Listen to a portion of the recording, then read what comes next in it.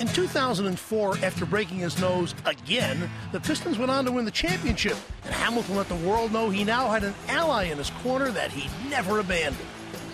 I'll take pride in it. You know, that's like my cape. You know, I always tell people, you know, it's a lot of great players in the NBA, and that kind of like separates me from everybody else, you know, my mask. So I love it. Jeremy Murray crafts masks at his office in Warren, where he makes them for Rip and other Pistons in need. This is McDyess's from last year. That's Carlos Arroyo. Look how much thinner his face is than McDyess. Okay, this is Arroyo. He busted his nose when?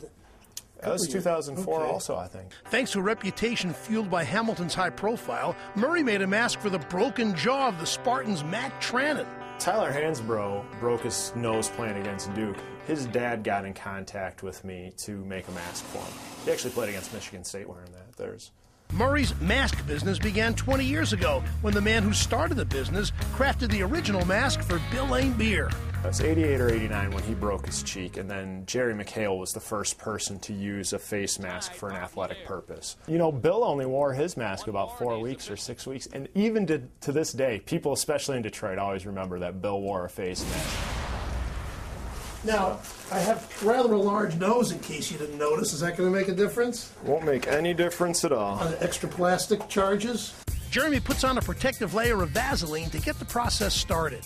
We're going to put down just one nice smooth layer, just a thin layer of fast-setting plaster. This first layer is really kind of the critical layer. You want to just make sure, because this is the part that's going to mirror what his, you know, the shape of his face is then.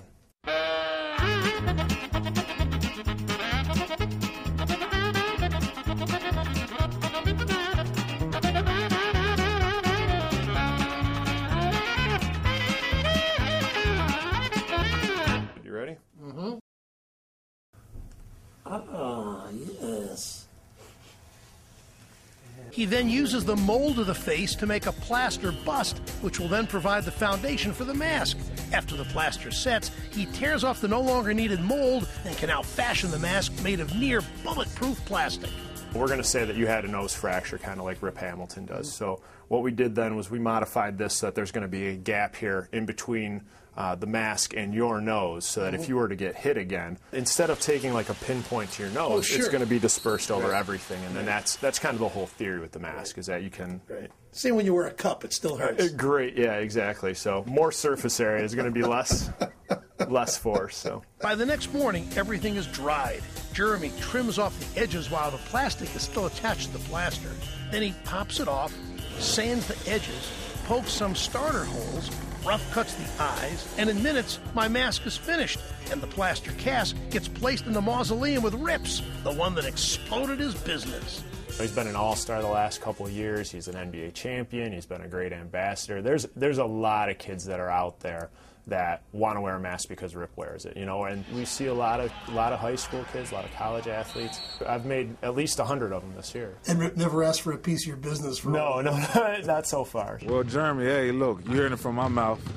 You're making a whole lot of money over there. You know, you might as well cut me in a little bit.